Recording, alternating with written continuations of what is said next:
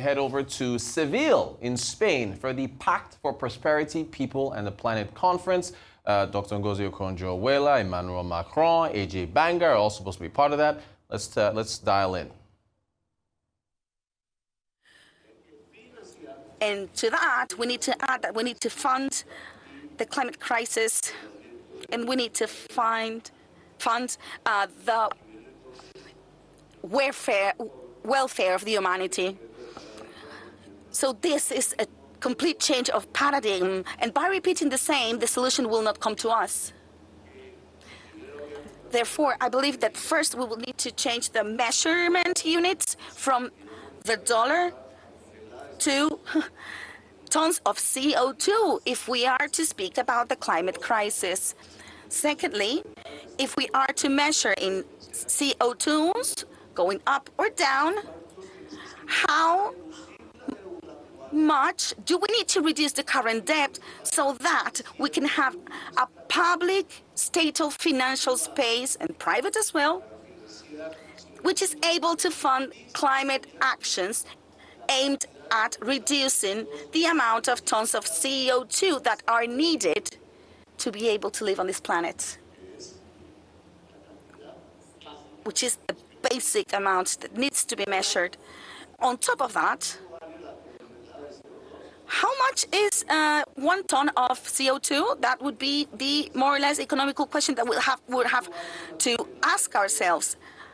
What's the worth of 1 ton of CO2? A neoliberal Nobel Prize of Economy would say it's worth life, the cost of life on the market. How much is the cost of life? We cannot answer that question from neoliberal economy theory.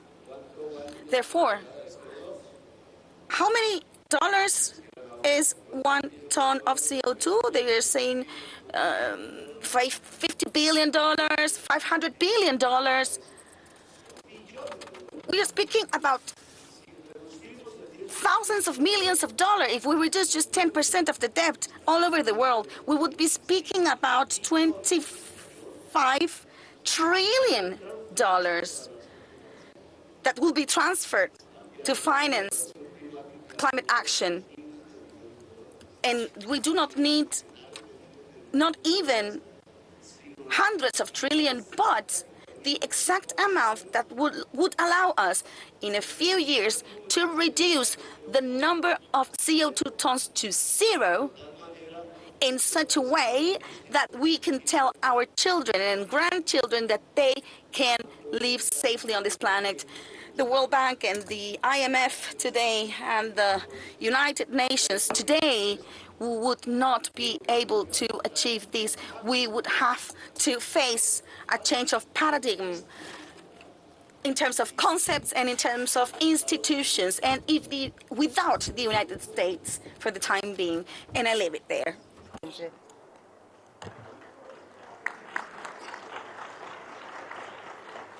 Ajay, you have something to add before to leave us? President Ruto? I want to confirm what President Ajay Banga of the World Bank has said in terms of his commitment to transformation of the World Bank. And I want to commend him for all the steps he has taken to make sure that he aligns the vision of the bank and to look at the priorities of countries. For example, in Kenya, we are working with Ajay Banga on areas that are of concern to the government of Kenya, areas of investment, areas of job creation, and we have significantly aligned the resources that we had to be in tandem with our plan and the priorities that we have for Kenya.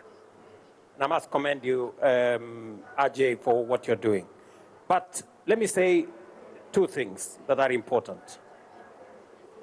The current reform of the World Bank is dependent on the goodwill of Ajay Banga. We need to make that reform not dependent on the current president. It has to be built into the institution so that it is predictable And it is the reason why the conversation we are having here in this Seville platform for action and in this meeting is so that we can have a structural change in making sure that borrowers as much as lenders are represented in the decision making at the World Bank. It cannot continue to be that it is just the lenders who make decisions for the lenders, and sometimes they make decisions against the borrowers.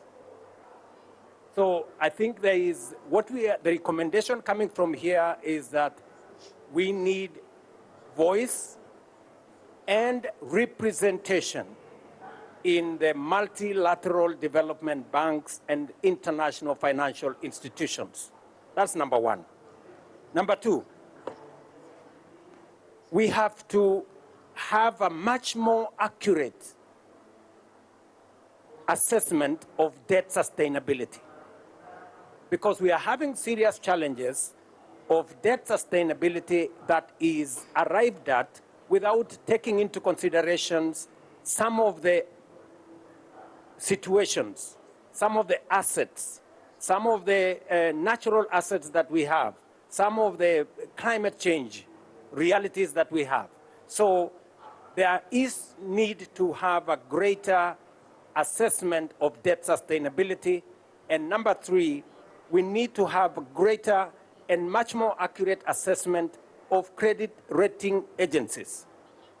These two, debt sustainability and credit rating, is having the unintended consequences of locking out countries from accessing concessional resources.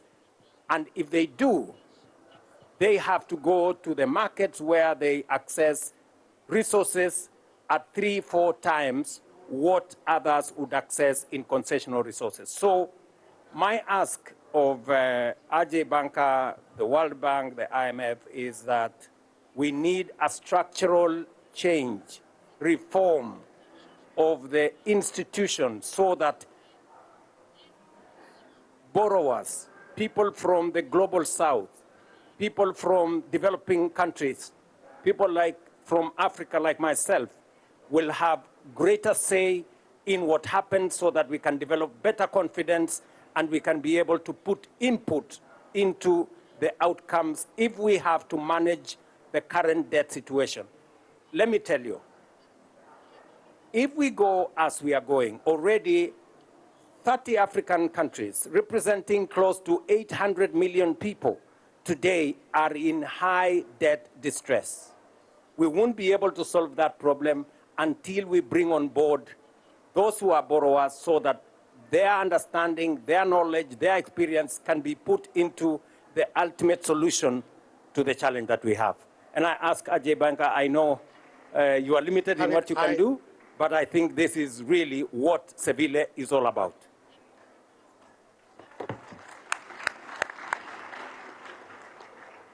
So I think, first of all, let's talk about three things here.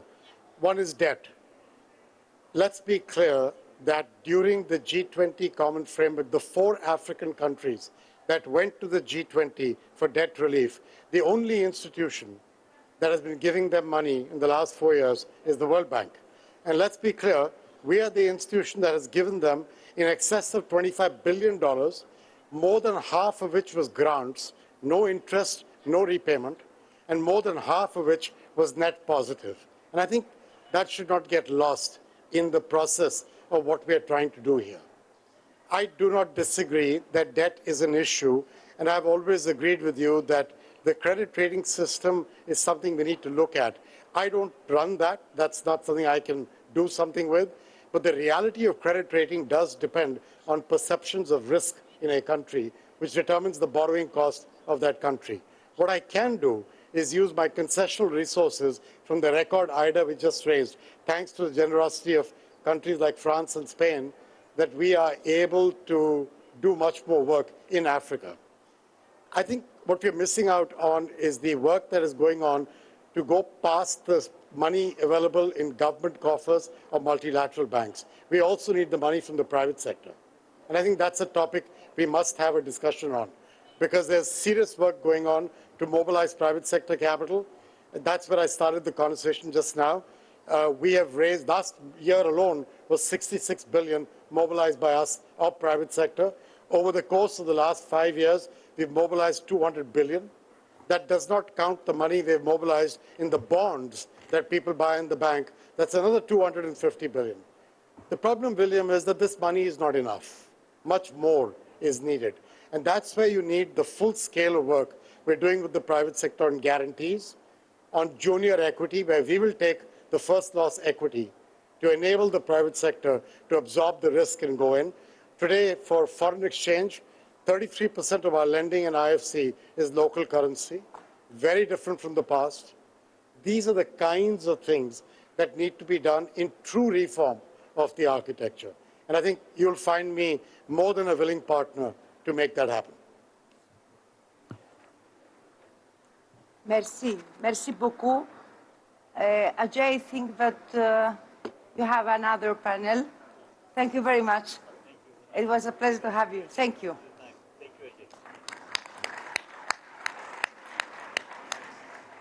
And now I'd like to give the floor to the President Lorenzo, President of Angola, and not only President of the African Union this year.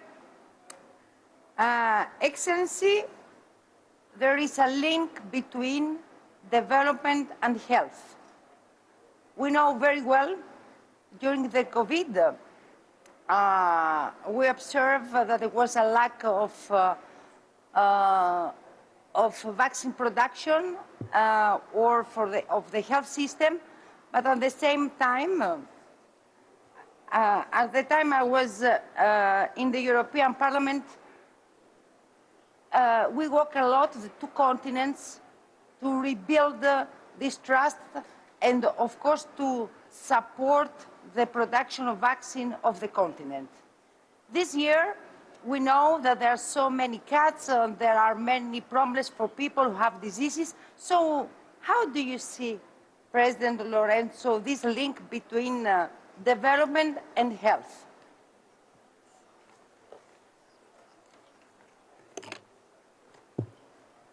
Okay, muito obrigado. Thank you very much. At a time when the big powers are focused in financing the rearming of their own countries, feeding more wars, and maybe even threatening the global peace and security, it is with great pleasure that we've noted that the merit of this Seville conference is that it is dealing on finding new ways of investment for the economic and social development of countries. The United Nations are to be congratulated for convening this fourth conference on financing for development. In order for there to be development, we need to take care or to look after a number of issues, such as capital, investment, technology, infrastructure. But above all, we need to take into consideration the human being. All that cannot happen if we do not look after the human being. And the human being, in order to be in a position of contributing to the development of their own countries, they need to be healthy, well-fed, and what is fundamental is to have health, is to be healthy. They need to be in sound conditions in terms of health and having provided medical assistance so that they can develop their own capacities and thereby contribute to the economic and social development of their respective countries. Africa is a continent that has 1.5 billion inhabitants. It is a continent that is faced with a number of challenges, starting from wars, armed conflicts, ethnical conflicts, religious conflicts that have negative impacts all throughout to the development of our continent. Therefore, that's the reason why we are still facing situations of hunger, poverty, and a lot of neglected diseases, but also some endemics and pandemics such as mpox, smallpox, COVID that has been overtaken already, but to some extent it still persists, cholera, and other situations that are still a concern of public health of our citizens. For this reason, we today at this panel are discussing on the need of sovereign investment in health, not only on the African continent but the world at large, inasmuch as we are here dealing only with one continent, but the US has to be concerned about the world in its totality.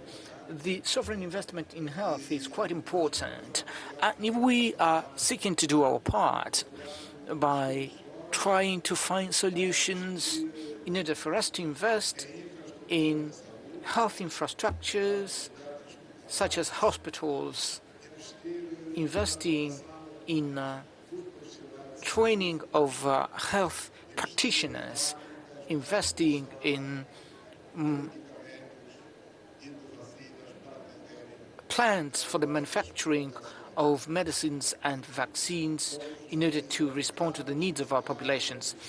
All African countries, some to more extent and some to less, are making a huge effort in order to prevent that what happened on the occasion of COVID-19 scourge is repeated, whereby the continent at all of a sudden found itself of being able to produce its own vaccines that would help it face the pandemic of COVID-19. We were 100% dependent on other producers, other continents, and to their own willingness, and in some cases, even if we had financial resources to pay for the vaccines, but we come across some difficulties in terms of supply.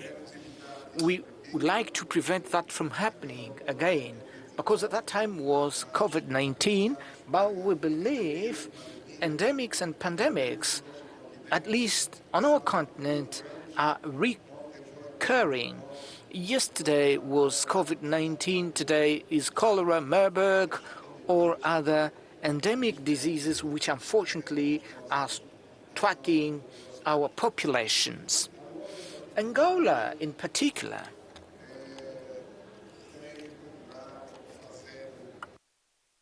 has been seeking to do its part, and we believe that all other countries also have been trying to do so. We, in 7 years, have been making huge investment in public investment in the health sector by building numerous hospital units. We, in this period of 7 years, we, from 2,672 hospitals to 5,958 hospital units, we have increased at 46% the workforce of the health sector amongst medical doctors, nurses, and other health practitioners. And we have an ambitious plan of vocational training for the health sector that envisage the training of about 38,000 health practitioners up to 2028. That has been done both with our own resources from our national treasury, but also with the support of external financing from international financial institutions, including the commercial banks. We know that the cost of financing is quite high, with reimbursement conditions that are painful for any countries, but mainly for countries that are already indebted as such. But we have understood that without health there's no development. That is the reason why we are determined in continuing with our ambitious program of improving substantially the public health landscape in our country. Today, in my capacity as the African Union chairperson, I also seek to give the maximum support to the continental institution, which is the CDC Africa, whose Director General is in this room. We have given as much possible support to that organization so that it can lead the process of deployment of factories of medicines manufacturing, but mainly those of vaccine in a big number of countries in our continent.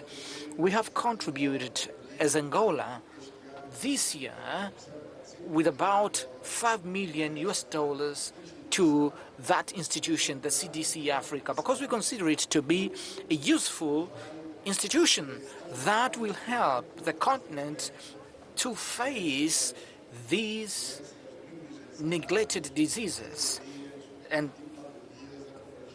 endemic diseases and pandemics that I've mentioned at the onset of my remarks. In a nutshell, I would say that this Seville conference has the merit because it is looking positively to the need of improving and ramping up the investment towards development in all its categories, including sovereign investment in health. Therefore, we do encourage mainly the donors, the contributors of our big organization, the United Nations, to release more funds so that diseases in the world can be controlled, because we will never finish diseases, but they can be controlled and allow the peoples of the world to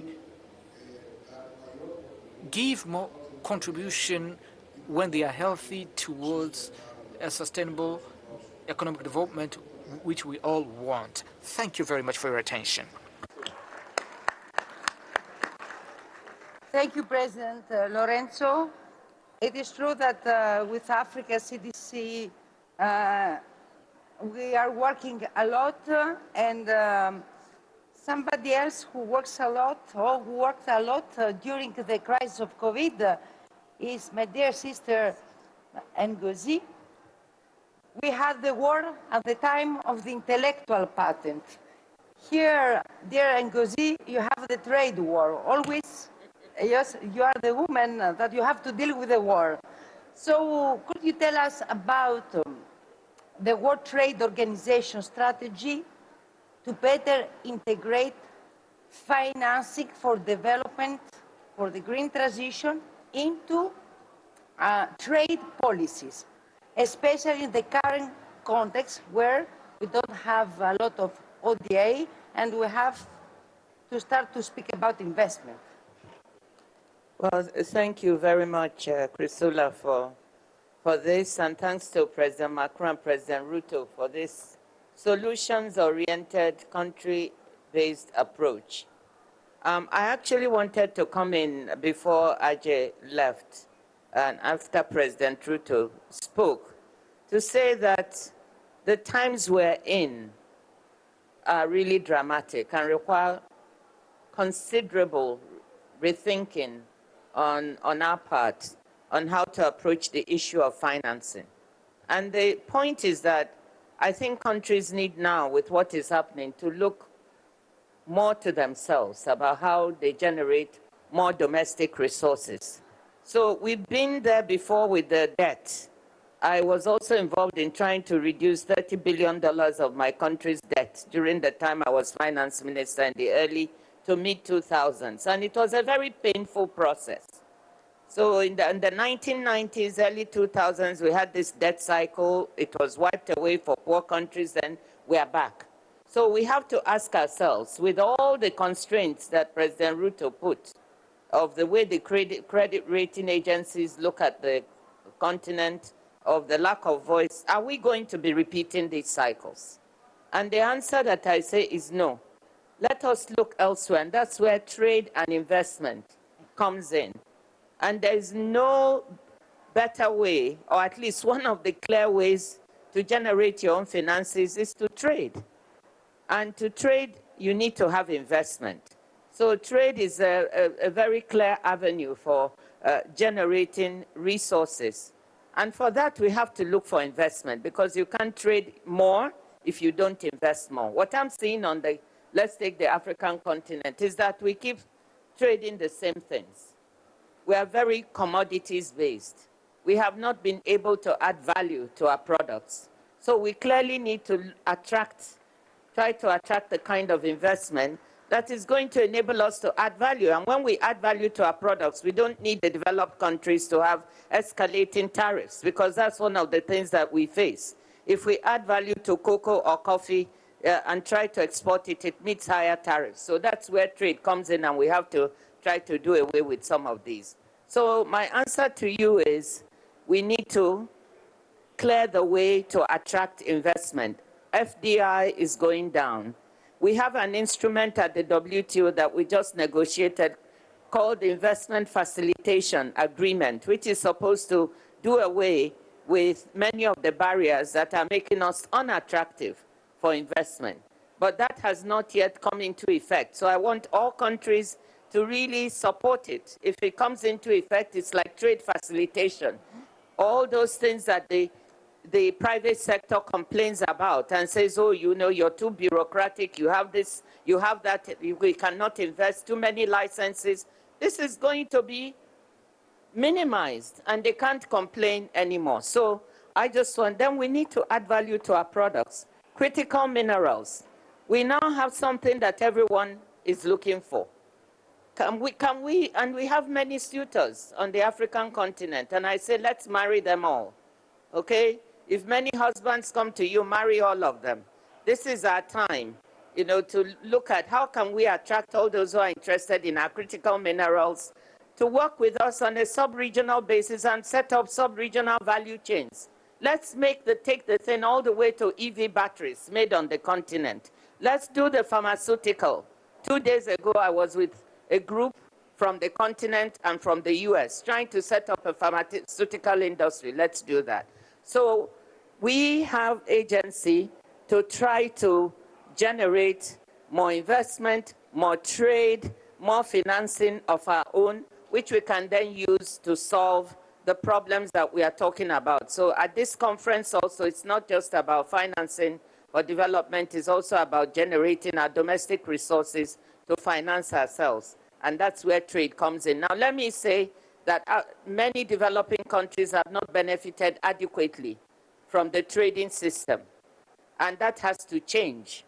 Africa has, share of world trade has stagnated at 3%, least developed countries at 1%. How do we change that? We need to reform the system. Live images there in Spain. The Director General of the World Trade Organization, Emmanuel Macron, President of France, also there. Very high-level panel on human capital development, also the environment, and so much more. All right, that's going to do it for the Global Business Report. Do stay tuned to Arise News from all of us. Thanks for watching. Thanks for your company. Sheitan Atigari, Ikenna Uyikwelu are up next on all things entertainment on Arise 360. Stay tuned.